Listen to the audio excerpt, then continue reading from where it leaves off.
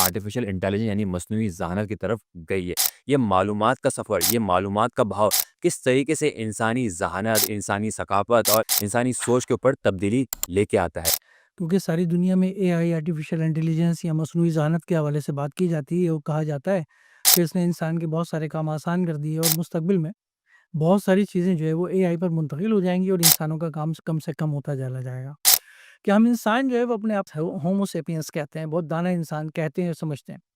لیکن یہ قابل بحث ہے کہ کیا ہم دانا ہے بھی یا نہیں ہے۔ السلام علیکم دوستو، میں ہوں محمد کاظم اور کرسچین پرسپیکٹس کی جانب سے آج میں جو آپ کے لیے کتاب لے کے آیا ہوں وہ کتاب ہے یوول نو ہراری کی کتاب نیکسس۔ یہ کتاب حال ہی میں شائع ہوئی ہے۔ یہ کتاب اس بات پر زور دیتی ہے، اس بات کی معلومات فراہم کرتی ہے کہ کس طریقے سے معلومات جو کہ پتھر کے دور سے نکل کر جو کہ آرٹیفیشل انٹیلیجنس یعنی مصنوعی ذہانت کی طرف گئی ہے۔ یہ معلومات کا سفر، یہ معلومات کا بہاؤ کس طریقے سے انسانی ذہانت، انسانی ثقافت، انسانی سوچ کے اوپر تبدیلی لے کے آتا ہے۔ اور اس کتاب کے اوپر بات کرنے کے لیے میں نے جو دعوت دی ہے وہ ہے اشفاق احمد صاحب کو۔ یہ صاحب کتاب ہے اور 2 کتابوں کے مصنف بھی ہیں اور یہ کتابوں پہ تبصرہ کرتے بھی رہتے ہیں۔ تو اشفاق احمد صاحب، سب سے پہلے آپ کا بہت بہت شکریہ کہ آپ ریسنٹ پرسپیکٹس کے اسٹوڈیو میں آئیں، اور میں آپ سے چاہوں گا کہ اس کتاب کے بارے میں، یوول نو ہراری کی کتاب، ویسے تو یوول نو ہراری کی تو بہت ساری کتابیں، لیکن یہ کتاب حال ہی میں شائع ہوئی ہے۔ اگر آپ ہمارے ناظرین کو اس کتاب کے بارے میں اگر آپ کچھ بتانا چاہیں کہ کتاب کیوں لکھی گئی، اس کتاب کا مقصد کیا ہے،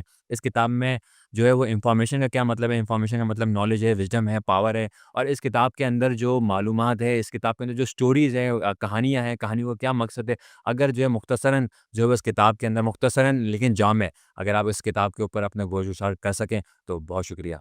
جی، بہت شکریہ آپ کا کہ آپ نے مجھے دعوت دی۔ بہت اہم کتاب ہے یہ آج کے حوالے سے، کیونکہ ساری دنیا میں اے آئی آرٹیفیشل انٹیلیجنس یا مصنوعی ذہانت کے حوالے سے بات کی جاتی ہے، وہ کہا جاتا ہے کہ اس نے انسان کے بہت سارے کام آسان کر دیے اور مستقبل میں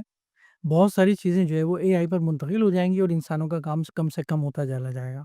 ایک بہت دلچسپ جملہ ہے جو اس کتاب کے شروع میں یوول نو ہراری نے لکھا ہے۔ پہلی بات تو میں بتاؤں آپ کو کہ 2 تراجم اس کے اردو میں ہوئے ہیں ابھی تک۔ ایک بطری سزا صاحب کا ترجمہ ہے جو فکشن ہاؤس نے چھاپا ہے، اور ایک سٹی بک پوائنٹ نے امیر حکمت خان صاحب کا ترجمہ ہے، وہ بھی چھاپا ہے۔ میرے پاس بطری سزا صاحب کا ترجمہ ہے، آپ کے پاس انگریزی میں ہاں، انگریزی موجود ہے، پائریٹڈ ہے لیکن پیرڈ ہے، کوئی بات نہیں، لیکن ہم لوگ اچھا ہے کہ پڑھنے۔ تو ایک بڑی اچھی بات یہ کی ہے کہ انہوں نے شروع میں، اور میں سمجھتا ہوں وہ پہلا جو جملہ ہے نا وہ اس کتاب کا خلاصہ بیان کر دیتا ہے کہ ہم انسان جو ہے وہ اپنے آپ کو ہومو سیپینس کہتے ہیں، بہت دانا انسان کہتے ہیں اور سمجھتے ہیں، لیکن یہ قابل بحث ہے کہ کیا ہم دانا ہے بھی یا نہیں ہے۔ کہ اچھا، دانائی جو ہے وہ کہتے کسے ہیں اصل میں؟ بالکل کیا دانائی اس چیز کا نام ہے کہ جو انفارمیشن ہمارے پاس آتی ہے اس انفارمیشن کی بنیاد پر ہم کچھ نظریات کو بنا کر، کچھ نظریات کو گھڑ کر، کچھ تصوراتی خواب، کہانیاں، افسانے بنا کر، اور اس کے ارد گرد ایک بہت حیولہ بنا کر، لیئر بنا کر، اس کے ذریعے جو ہے وہ کوئی نظام بنا سکتے ہیں یا نہیں بنا سکتے، یہ اس کتاب کا موضوع ہے۔ موضوع ہے۔ اور یوول نو ہراری صاحب جو ہے وہ یہ کہتے ہیں کہ آرٹیفیشل انٹیلیجنس جو ہے وہ جس طرح انسان نے اس کو داخل کیا ہے اپنی زندگی میں، اپنی ذہنی زندگی میں، یہ بہت خطرناک بات ہے۔ یعنی ابھی تک معاشرتی زندگی میں جو چیز آتی ہے، ظاہر ہے معاشرتی زندگی میں کوئی شخص چاہے تو اس چیز کو، تبدیلی کو اپنائے، چاہے نہ اپنائے، اخلاقی پہلو سے کوئی اپناتا ہے اپنائے، نہ اپنائے، معاشی پہلو سے کوئی اپنانا چاہتا ہے نہ اپنائے، لیکن جو ذہنی تبدیلی ہوتی ہے، جو اسٹرائک کرتی ہے بار بار، اگر میں سوشل میڈیا کی سائٹس کھولتا ہوں، مختلف جو ہماری ایسی سائٹس ہیں جہاں لوگ کنیکٹو ہوتے ہیں ایک دوسرے کے ساتھ، تو وہاں جو انفارمیشن آ رہی ہوتی ہے، وہ انفارمیشن جو ہے وہ کیا انفارمیشن واقعی انفارمیشن ہے بھی یا نہیں ہے، ایک بات۔ دوسری بات یہ کہ وہ انفارمیشن کیا، اس کو چیک کرنے کا کیا پیمانہ ہے کہ وہ انفارمیشن یا وہ معلومات درست ہیں یا غلط ہے۔ تیسری بات یہ ہے کہ وہ انفارمیشن کس مقصد کے لیے بنائی گئی ہیں یا پھیلائی گئی ہیں، اس کے اندر کیا آرٹیفیشلی کوئی کام کیا گیا ہے، اور اس کے ذریعے کیا موٹیویشن کرنا مقصود ہے کسی بھی انسان کو۔ اصل میں یہ آرٹیفیشل انٹیلیجنس جو ہے، اس کا جو نظام ہے، جو ہم نے اپنی ذہنی اور فکری زندگیوں میں داخل کر لیا ہے، اس کے ذریعے اب ایک نیا عالمی نظام تشکیل پائے گا، جس میں حکومت جو ہے وہ آرٹیفیشل انٹیلیجنس کی ہی ہوگی، اور وہ جس سمت ہمیں لے جانا چاہے گی، معلومات کے بلبوتے پہ ہم اپنے جذبات میں، اپنی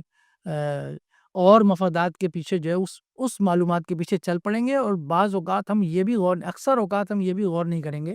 کہ ہمیں کیوں لے جایا جا رہا ہے وہاں۔ تو یہ ایک کنٹرولنگ ایک سسٹم ہے آرٹیفیشیل انٹیلیجنس کا، اور یہ بہت یونیک ٹائپ کی کتاب ہے جو پتھر کے زمانے سے اے آئی تک کی انفارمیشن کی تاریخ ہے۔ میں آپ کو بتاؤں بڑی مزیدار کہ تحریر جب لکھنا شروع کی تو تحریر سے کہانیاں بنی، کہانیوں سے پھر دستاویزات وجود میں آئیں، کیونکہ جب انسان کا معاشرہ بنا تو یہ پتہ لگانا ضروری تھا کہ کتنے لوگ رہتے ہیں معاشرے میں، مرد کتنے، عورتیں کتنے، بچے کتنے ہیں، تو پھر ان کی دستاویز جب ان کو الگ الگ خانوں میں بانٹا جانے لگا تاکہ ایک سسٹم بنایا جا سکے، تو وہ دستاویز نے جو شکل لی، اب وہ دستاویزات کہاں رکھیں، تو پھر کمپیوٹر آ گیا ہے نا، کیلکولیٹر آ گیا، پھر کیلکولیٹر سے آگے کمپیوٹر آ گیا کہ ایک چپ کے اندر ایک ڈسک کے اندر جو ہے وہ انفارمیشن محفوظ رکھی جائے، لاکھوں لوگوں کی، ہزاروں لوگوں کی، کروڑوں لوگوں کی، اور اب تو اے آئی کا زمانہ ہے، اب ہم نے وہ ساری انفارمیشن اٹھا کے اس کے اندر ڈال دی ہے، اب اس کو چاہے جیسے استعمال کرے۔ تو یہ بڑی دلچسپ کتاب ہے، اگر اس کتاب پر چاہیں گے تو الگ سے بھی بات ہوگی بڑی زبردست۔ ایک خاص بات جو اس کتاب کے اندر جو میں مینشن کرنا چاہوں گا، مجھے بڑی دلچسپ لگی تھی اس کے اندر، اس میں انہوں نے یوول نوح ہرارے نے، حالانکہ آپ کو معلوم ہے کہ ان کا تعلق کہاں سے ہے یوول نوح ہرارے کا، لیکن اس کے باوجود انہوں نے 1896 میں تھیودر ہرزل نے جو ایک قومی ریاست اسرائیل کے قیام کی بات کی تھی، اس کو جو ہے بڑا دلچسپ اس پہ تنقید کی ہے انہوں نے، یوول نوح ہرارے نے اس پہ تنقید کی، اچھا، اور وہ یہ کہتے ہیں کہ یہ جو ہے ایسی کہانیاں انہوں نے بنائیں مظلومیت کی اور پسماندگی کی، کہ بھئی یہ بڑے پسماندہ ہیں، بڑے مظلوم ہیں، ان کو تو ایک ملک چاہیے، اور ان کو جو ہے وہ یہ آزاد وطن یہ والا ہونا چاہیے ان کا۔ تو یہ انہوں نے کہا، بڑی خوبصورت بات لکھی ہے انہوں نے کہ ہرزل نے لکھا تھا کہ اقوام جو ہے وہ خوابوں، گیتوں اور تصورات سے پیدا ہوتی ہیں۔ اب آپ دیکھیں یہ بھی انفارمیشن انٹیلیجنس ہے نا، اس نے انفارمیشن انٹیلیجنس کو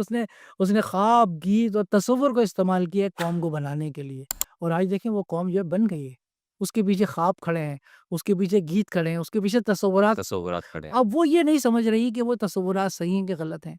وہ گیت صحیح ہیں کہ نہیں ہیں، وہ خواب غلط تو نہیں دیکھ لیے تھے کسی نے اپنے مفادات کے تحت، اور وہ پھر دوسروں کے خوابوں کو، دوسروں کے تصورات کو، اور دوسروں کے جو پورا نظام ہے ان کا فکری نظام، اس کو تباہ کرنے پہ تلی ہوئی ہے۔